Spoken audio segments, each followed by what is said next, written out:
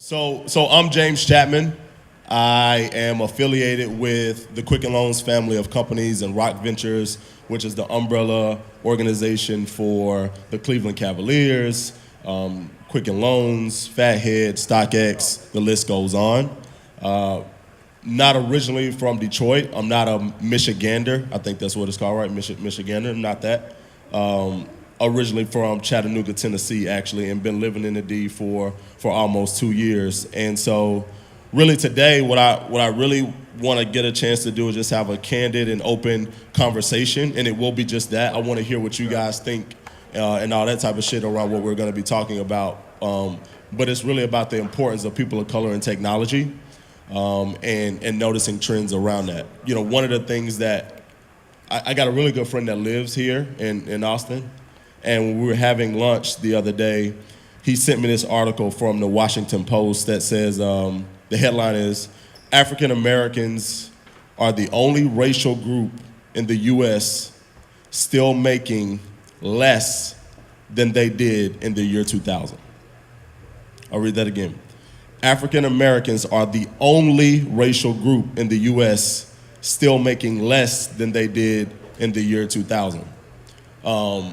Which is shocking, right? And it's startling, especially for, a person of color. And back in Chattanooga, when I grew up, we didn't have shit, we were really poor. I grew up in a place called Maurice Paz Homes Housing Projects.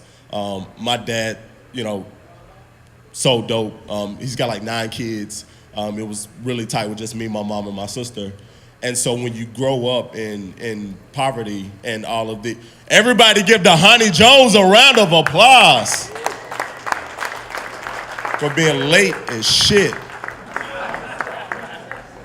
Sit down, man. I wasn't late. It's daylight savings. No, daylight savings messed up everybody this morning. Thank you. I came in from New York. I woke up this morning. I'm telling my story. We don't.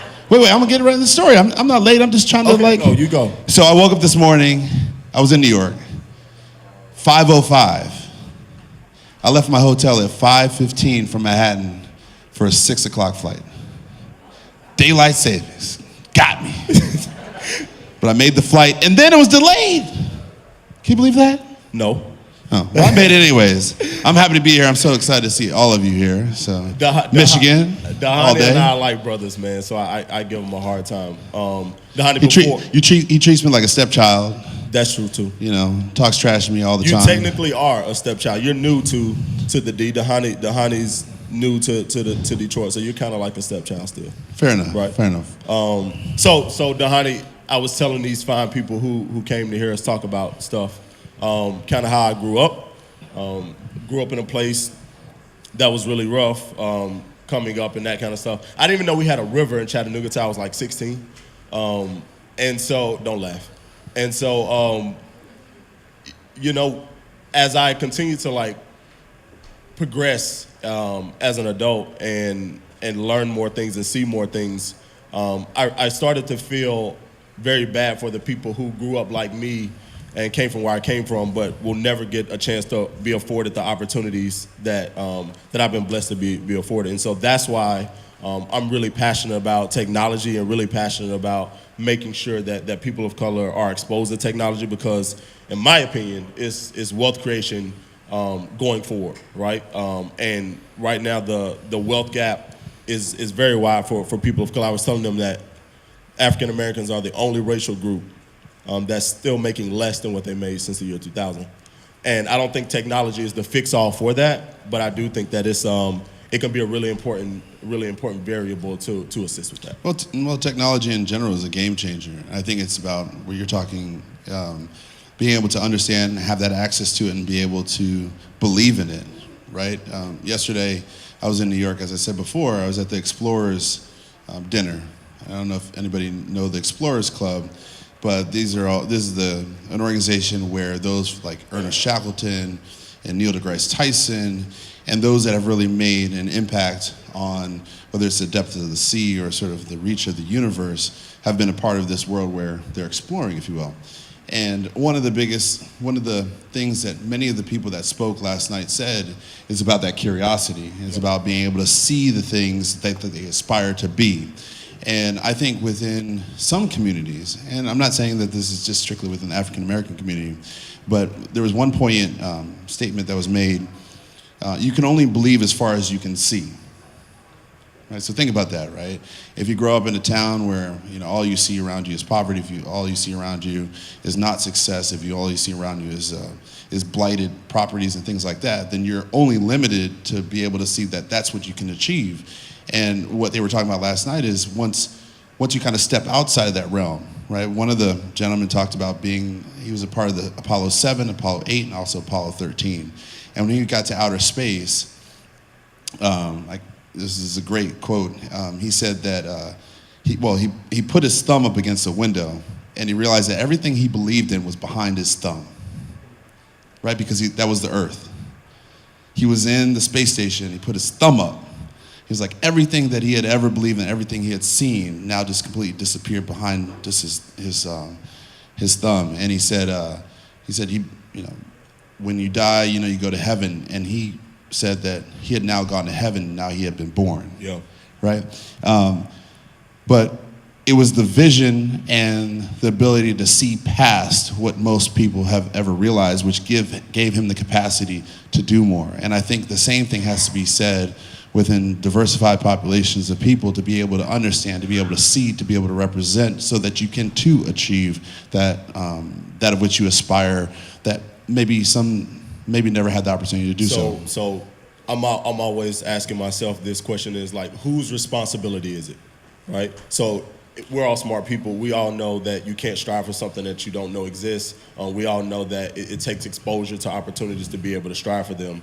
So if someone lacks that exposure to greatness, right, and something that's going to be able to vastly change their lives and benefit them and help support their families, et cetera, whose responsibility is it to provide that exposure? Is it on the person to just get out there and be more creative and ask questions and explore and figure it out, or is it on the people who are already in those positions to be able to share? Like, who should be carrying the water on these things, or whose responsibility is it? I think number one, it's all of our responsibilities. But I think the way that I'd rather answer the question is that we all have a responsibility to be curious, and we all have a responsibility not to stifle those that have curiosity. All of us are teachers in some way, shape, or form. I have no idea what anybody does, but no matter what you do, there's always somebody else that's coming up next that you have to teach.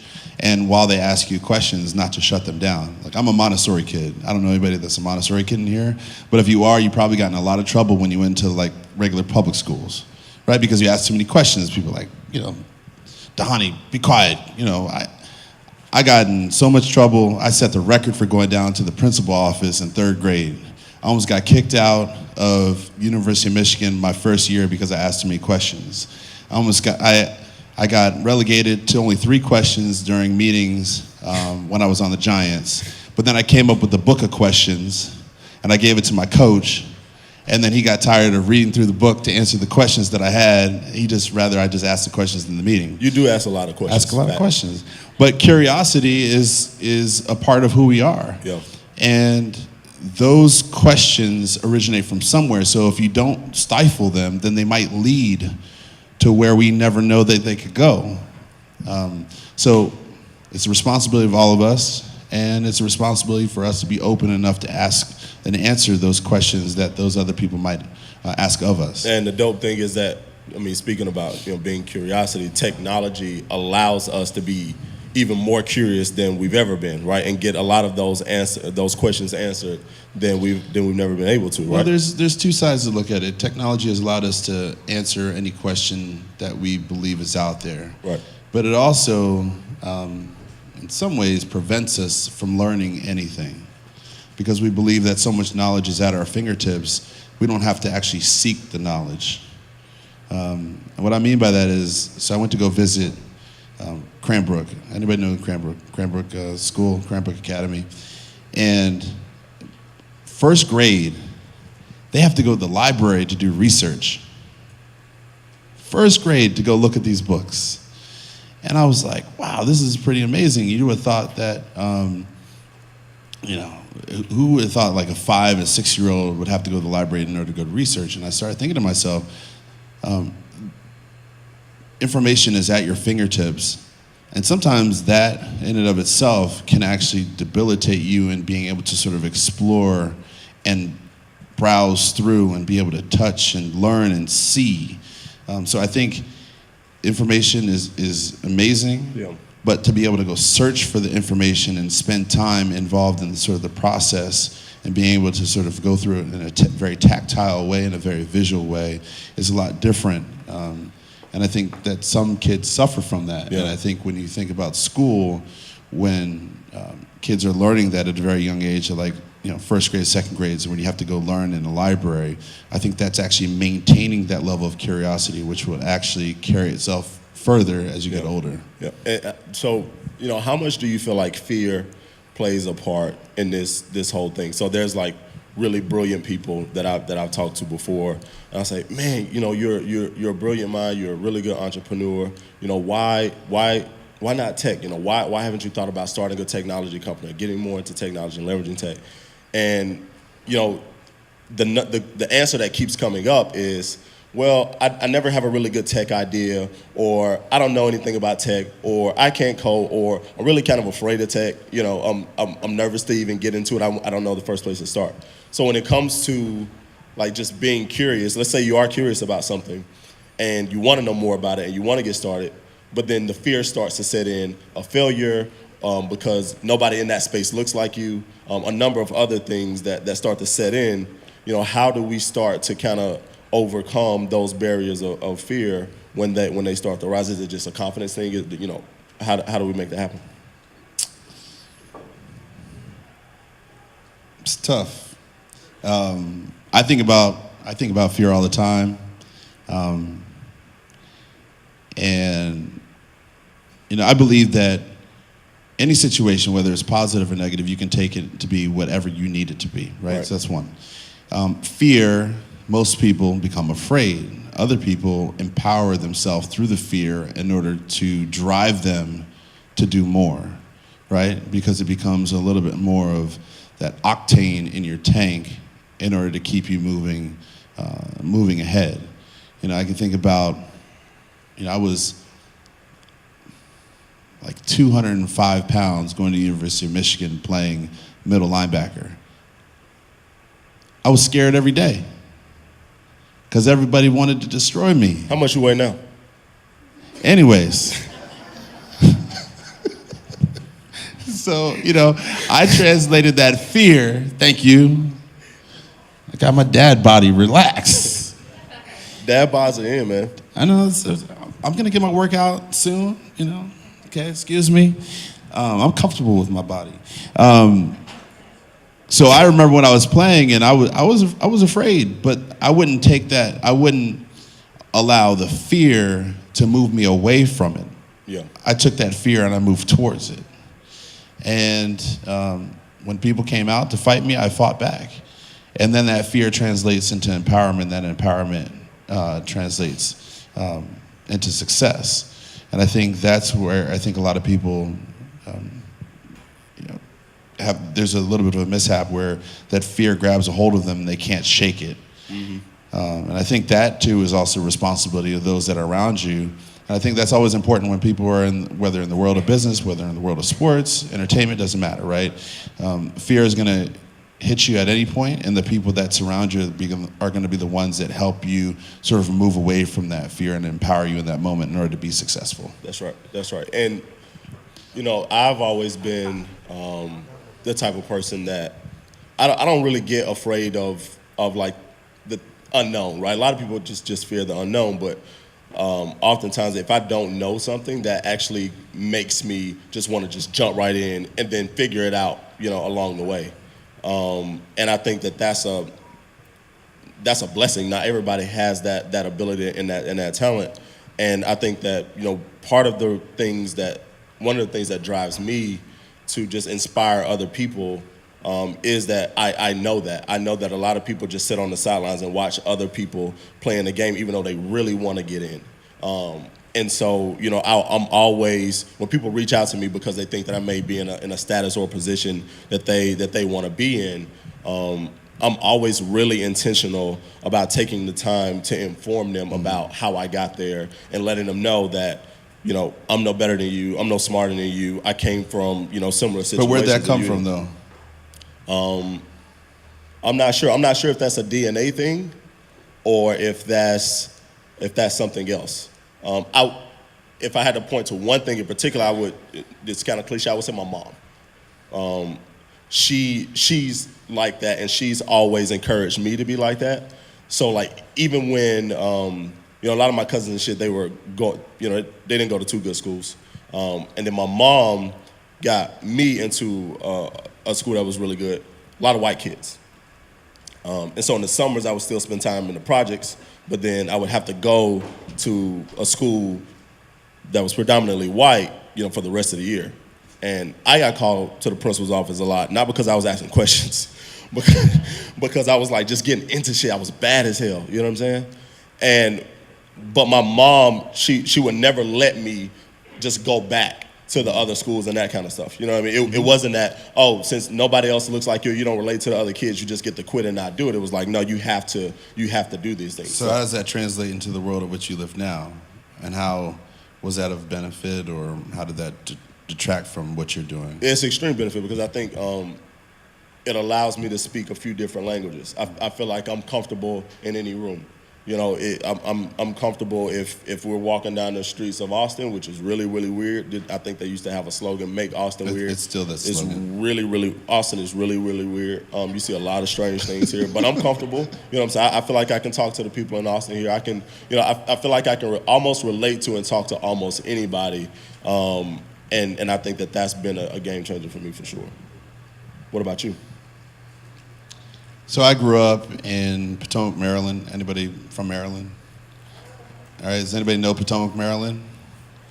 Okay. Sounds like the sticks. I didn't have a black friend until I was like 12. Flat out. How many you got now? I have 12. I have 12. I grew up in Potomac, Maryland. You know, my neighbors were like the Black and Decker family, the Marriott family. You know, Sugar Ray Leonard was around the corner. You know, it wasn't very diverse at all. Anybody see the Dave Chappelle's latest comedy routine? Yeah. Yeah, we had the least expensive house in the most expensive neighborhood, right? Where this is what it was. But my mom, my mom and my father were very adamant about where we lived, and also the experiences that we had, as every parent should be for their kids. My mother she was an anesthesiologist. She's retired now. She's one of the first African American anesthesiologists in the military, and she went into private practice. She's in like who's who and ran East Coast for Kaiser Permanente. My father was a commander in the military. And so at a very young age, we were exposed to a life of travel, and we were also exposed to sort of diversity from a standpoint of international diversity. Yeah. You know, we lived in Japan, we traveled throughout Asia, you know, we traveled to Africa, we traveled to Europe. And does anybody know Jack and Jill organization? Like ran up a hill? Oh, wait. No, Jack and Jill, it's an African American organization, right? You know Jack and Jill? Yeah. All right. You're in Jack and Jill? Yeah. Okay, so I wasn't allowed in Jack and Jill, right? So there's another side to this, right? We weren't allowed in Jack and Jill because our family was not black enough, right? Even though we lived in we lived in a neighborhood of which we were able to translate, but we weren't able to be a part of. That's right. Right? So I think, you know, from you, it came from your mom. For me, it came from my mom. It also came from my experiences, being able to float between the two and being able to translate, and to be able to learn in different environments and not really see color, but see cultural differences in people and differences in experiences in people, and to be able to relate on a different level, Yeah. where it was less about race. It was more about life. Because we gotta find points of relatability if we're gonna be able to do this whole thing and leverage it all and use it and allow more people to get access to it. If you can't relate to somebody who is in that space and that's doing it, you're not gonna aspire to do it either. You gotta have, like I was talking to my homie yesterday, who has a similar story to what you were just mentioning. You know, he grew up, you know, his family was middle class, they had money and that kind of stuff. And he said, man, I don't want to get emotional about this, but I remember being a kid and, you know, I played basketball, but none of the players on my team would want to come kick it at my house and like do the sleepovers at my crib because I wasn't black enough or I wasn't from the hood and all this other kind of stuff. He was like, they would always kick it by themselves. And I could never figure out why people who look just like me would not want to hang out with me. Well, they didn't even let me on the basketball team because I'm not good at basketball. I'm a good swimmer. Think about that for a second. I'm a terrible basketball player. I actually think you could set good screens. Like if we were playing basketball, I don't know what to do on a basketball court. If me, you, and Dale were, you know, shout out to my homie Sadale with StockX. I have no idea what to do on a basketball court. Listen, if me, what's a 1? That's point guard. What's 5? That is a post player, center. Really? Yeah. Who shoots all the time? That's the shooting guard. That's the 2 guard. Really? That is not you. I'm terrible at basketball. Yeah. You would be the guy who like just fouls. I'd be the guy on the bench. You foul the other players and you set screens for you. You got to get somebody else. I'll tell you something. You do not want me on the basketball court. Yeah. Terrible. I actually played basketball, and I'm so terrible. I played in Chuck Taylor's. I see why black kids with Vibram soles in them. I thought it was cool. That makes sense. That makes sense. Terrible. When did you get into football? So I didn't start playing football till my freshman year in high school. And I started playing football, well, let's see. So everything in my house, you had to have a reason for doing it, right? Everything's negotiable, right? Not in my house. Well, in my house, everything was negotiable in my house. Yeah. Maybe it wasn't negotiable, but if you worked hard enough, you could negotiate. Okay. So my mom didn't let me play football, and my dad didn't let me play football either. But then they started noticing that, you know, my questions that I would ask. We're getting on the nerves, so they're like, he's got to go play a sport. You got to get out the house. Yeah, well, it wouldn't get on their nerves. It would get on the teacher's nerves. Right. And then we'd get on people's nerves, and then I would get in arguments with people because I knew that I was right. I mean, maybe they were right, but I knew I was. Keep going. I was right-er. I was more correct. That's not right, but keep going. So that energy turned into aggression, right? So then I started getting in trouble for getting big arguments with people, getting kicked out and things like that. But it's okay. So then I reasoned with them. I said, look, I have all this energy out there. I think you all should let me play football so that I could just like be on the field and be too tired after I got done with practice that I wouldn't be able to argue anymore. So that's when I started playing football. Yeah. So my mom, she actually was a little bit more against it because she was like, look, you know, you want to become a doctor. I don't think you need to play a game of football. Yeah. You know, you just need to concentrate on your studies. I was like, Mom, look, I can do anatomy, physiology. I can talk about dissection and everything else while I'm on the football field with all my friends. She's like, they're not going to really like those conversations because they're not going to really get it. I was like, Mom, they're going to like those conversations because I'm going to help them become better football players. She was like, look, you know, I think you're good, but, you know, I don't know if you're really going to like this game. My mom was really against the whole notion of football. Anyways, make a long story short, I got to play football. And actually, I want to tell this cool story. So when I got to play at Michigan, I remember, I think it was my sophomore year, I came off the football field, right? My parents would come to most games, and they would always give me a 2-liter bottle of Sprite, because I love Sprite, right? Sprite is good, so good. And I would drink Sprite more than water. Man, so good. Anyways, so she brought me aside. She was like, hey, I just want to talk to you about something. I was like, what? She was like, so I think it was the second quarter, second down and long, and maybe it was like 2nd and 9, and you dropped in the 45-degree angle, you came up and you missed the tackle. What was up with that? So here's the whole evolution of my mom not liking the game of football and not really understanding it. And then all of a sudden I get older, and then she's like, she knows the game better than most. My mom was like that with basketball. She allowed me to use basketball as a distraction, but she really wasn't really into it when I was playing. She didn't think I'd be any good, really. But then when I started to be Are you good at basketball? I'm decent at basketball. Okay. I'm decent at basketball. When I started to be good. Can I be on your team? No. When I started to be good, that's when she got. So actually, I want to backtrack and go to something else. Do you feel like the white kids that were your friends in high school accepted you more than your 12 black? Well, you only had 12, but I was only 12. Yeah. High school was like 5. High school was even less. Do I feel like people white kids accepted me, black kids? I didn't feel that way when I was coming up. Even though I had a lot of white kids that went to my high school, I didn't feel like I was accepted by them. I felt like I was tolerated by the white kids in my school, but I never really felt like I was accepted by the white kids in my school. I didn't feel that way at all. And maybe it was just because I couldn't relate to them and they couldn't relate to me, but I never felt accepted by the white kids in my school. Yeah, I think my situation was different because until probably the last couple of years, I don't ever think I really thought about it from that standpoint. Yeah. And maybe I didn't start thinking about it till I had kids, and I have a 5-year-old and a 2-year-old.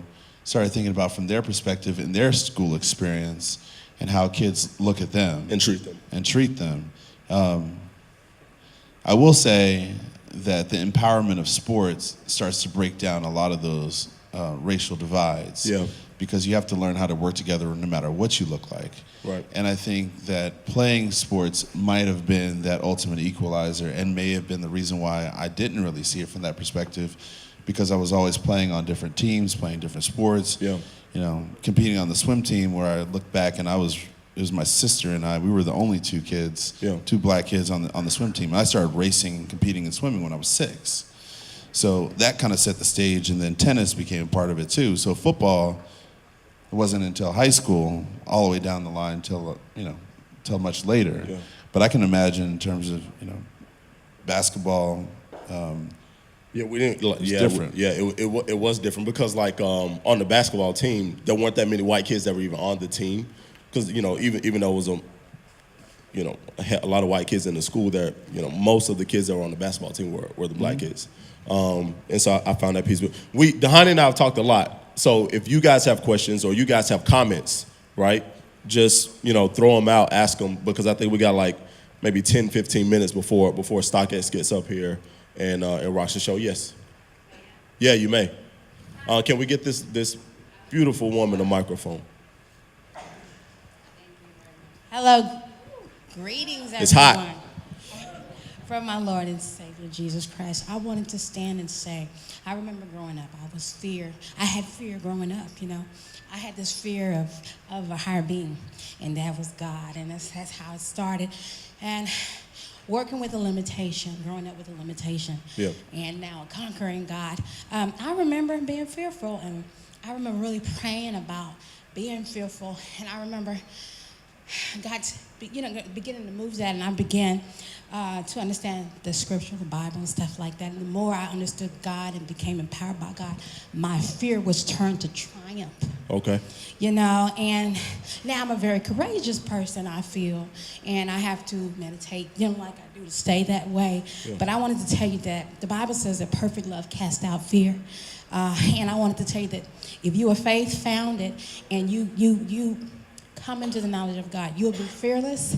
You'll be more than a conqueror. I'm here to tell you that He'll take your timidity and turn it around, your shyness. He will take your fear, give it up, turn it around. It's true. Make you a conquistador. It's true. A man, a woman of faith. And when you have that, you can do anything. That's right. Amen. Now, that's what I call technology. That's true. And I wanted to share that with you.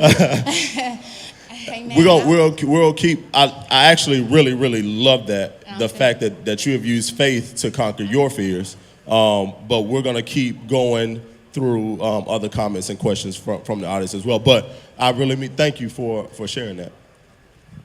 Carol. Could you talk about the first business you started and how you How far you want us to go back? go back? Oh, I started. After I got done playing with my toys, I would sell them at school. That was What the year first was that? time. What year was that? That was middle school. So my mom. I remember So my mom. fifth, sixth grade. Yeah, that was like sixth grade. Really? No. Actually, it was like seventh, eighth grade. So I remember my mom would be like, "Where's your Game Boy? Where's your such and such? Where's your?" I was like, "Oh, I got done playing with it. I was done playing with it, so I sold it." And she was like, "You can't." And I was like, "Mom, I'm just trying to keep my overhead low." No, that's not what I said. But that was probably my first. And then in school, I actually sold sneakers.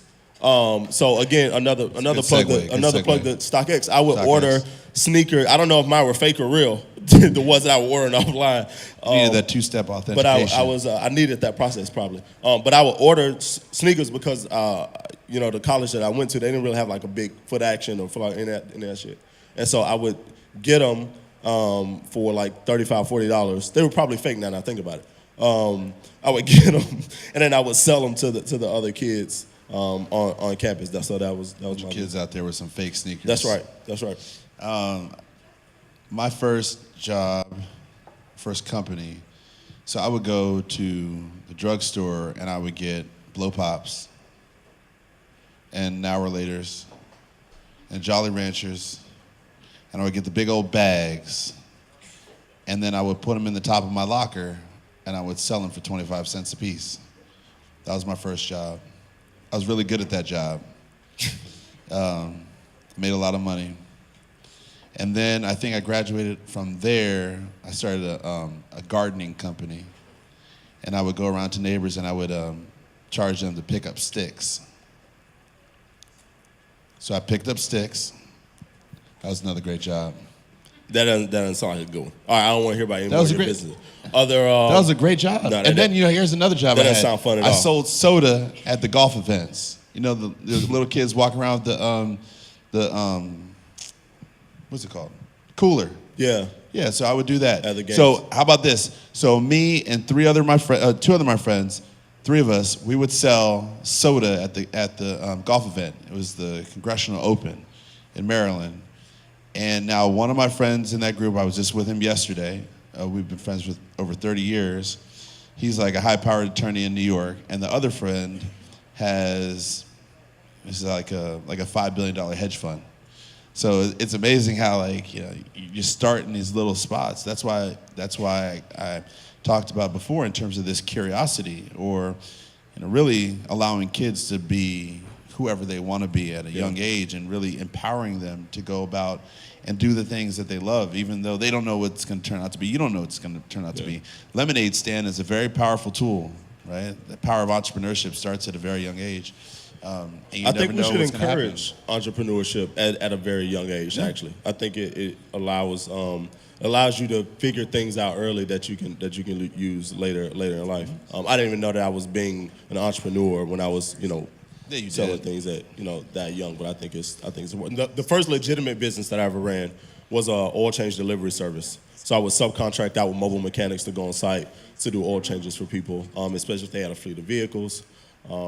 Send one guy, they knock out like 8 trucks at a time, and that's the business that really kind of got me on the radar. That's actually good business. Thank you still do that. Yeah, I pulled out of it. I don't run the oil change business anymore, but it's still going down in Chapman. Other comments, questions? What's up? You can just scream.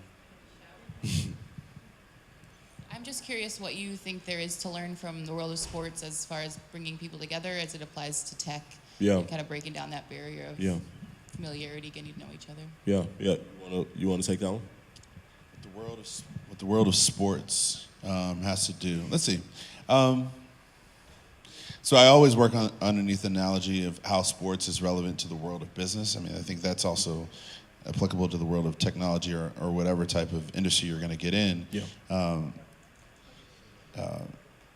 Well, actually, sorry, as a person that is getting into that world, how do you look at it? I look at it from the standpoint of, when you're young and you're getting into the world of sports, your parents are the ones that actually gave you that first startup capital, because they're the ones that gave you the ball or gave you the bat, and then you get older and then you kind of get your first seed round by going to college because they give you a scholarship, and then you go to the pros. And I think all of that being said, I think the evolution of sports and the evolution of your parents actually sets the stage for how you can evolve through the world of business.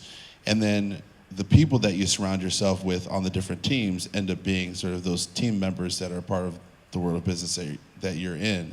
So I think it's important that, not only that kids play sports so that they can translate into the world of business, but also people look at the world of sports in terms of how they too run their business. Because there's really no team that has been successful by looking at more people's differences versus looking at the similarities of winning and how they're being successful in the way that you can turn into the world of business. What's up? Project. So both of you kind of touched on your first entrepreneurial gigs as providing a good foundation for where you are now. And I imagine in your respective positions, you are a source of inspiration capital to that next generation that is... I like that. Inspiration capital. Inspiration. Yeah, that's good. That was good. You can use it. Is that your company? No, it's Inspiration actually not. Capital. That's good. But maybe it should be. It's good. Buy that.com. Go ahead. But thinking about this kind of role that you sit in as an opportunity to inspire the next generation behind you, I'm curious as to what pivotal piece of advice did you receive somewhere along your journey that has really shaped your perspective and view of how you move through the world and how you operate in business? I'll take that one. I would say the challenge everything was probably the best advice that I ever received. Just don't take something just because somebody tells you that that's the way it's supposed to be, and don't just accept that. That was my mom actually. Was the one who told me. She was always encouraging me to just learn things and figure things out for myself, even if they felt like they were true, regardless if it's religion or whether it's business or sports or whatever the case may be. Always challenging. My coach in high school used to tell me that I wasn't a good jump shooter. He was like, "Oh man, you should, you're really good on the inside. You're really good on the post. Just drive the ball to the basket. Stop shooting so many jump shots. You're really not that great of a jump shooter." And so my mom was like, "Do you really believe that?" I was like, he's the coach. He said I'm not a good jump shooter. She was like, "Well, I've seen you shoot jump shots and make them. So, maybe you are." And so I think that she's always encouraged me to just challenge and question everything. And now I can't stop doing that. And problem solving and challenging things, that's innovation, that relates to business and that kind of stuff. So long story short, the best advice I would say would be to challenge everything. I'd say, real quick, that my coach always said, at some point you're going to have to plant your feet and take a stand for who you are and what you believe in. That can get you in some trouble too, but at least you'll be expressing the things that are really authentic to who you are. And I think that's important in the world of business as well. Another question. Or comments.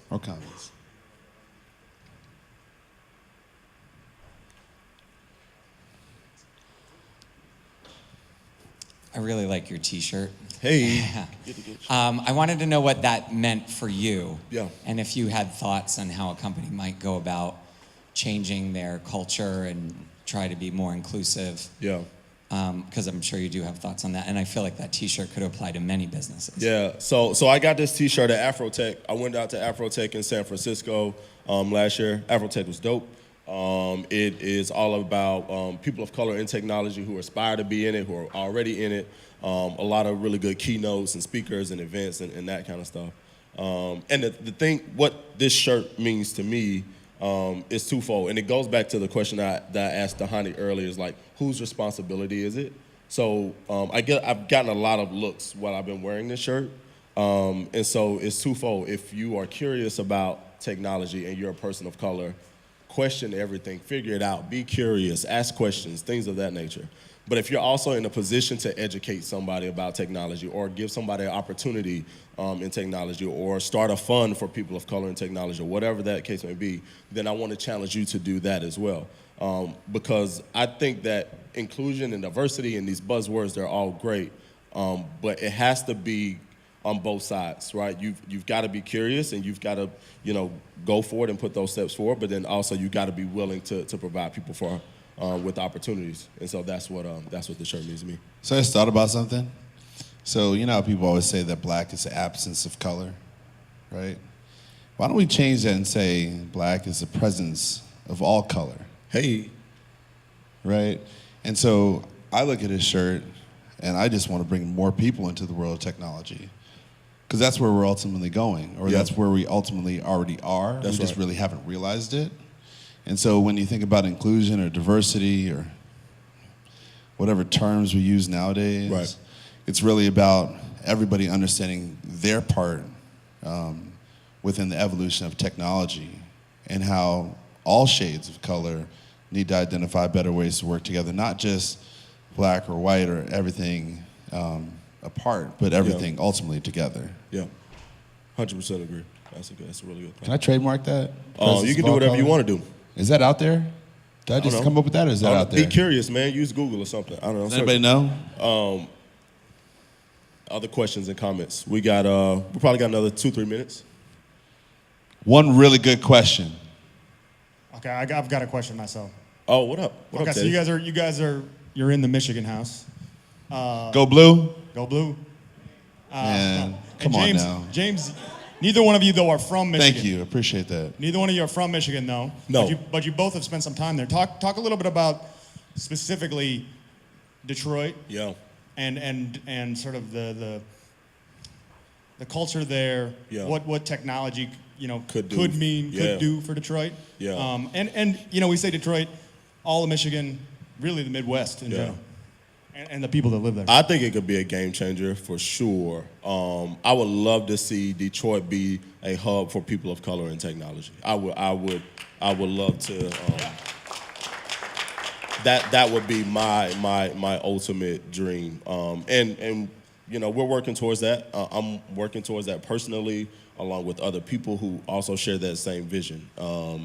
And so I think that when you look at a place like Detroit, that's not, I don't like to say Detroit's coming back or anything like that, especially because I'm not from Detroit. I don't know, Detroit never left, right? But I do think that technology can be a thing that really supports and levels a playing field for people who don't have a level playing field right now, especially people of color in like I said, in Detroit, that is predominantly black, right? It's like 90% black or 90% people of color.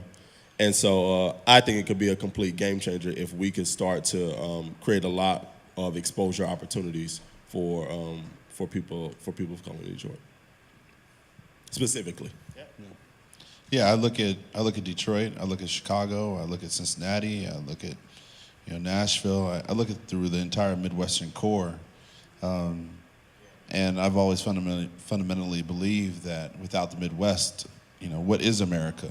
And I think we think about Detroit, and you think about the companies that were established there and the infrastructure it provided, and the people that were able to establish their family and establish wealth and legacy that came from there. Without Detroit, I wonder about America.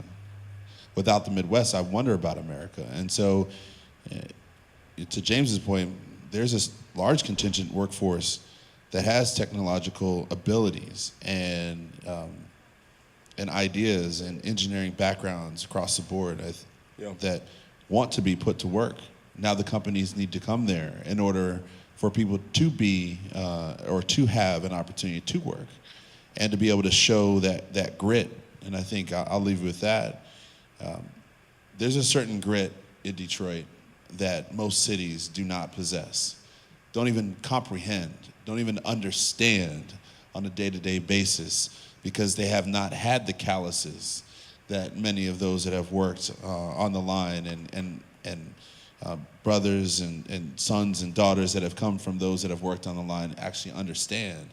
And that is an integral part to the core of what I believe needs to be a part of our growth and evolution as a country. So I think it's imperative, and I think for companies not to look at the Midwest or look at Detroit and other cities in that way is a misstep. by them. But James, myself, and others that are here, StockX, in doing that, are resetting the dial. Because Detroit never left. It's always been there. It just hasn't been acknowledged, and now it is. That's right. That's right. We'll leave it at that.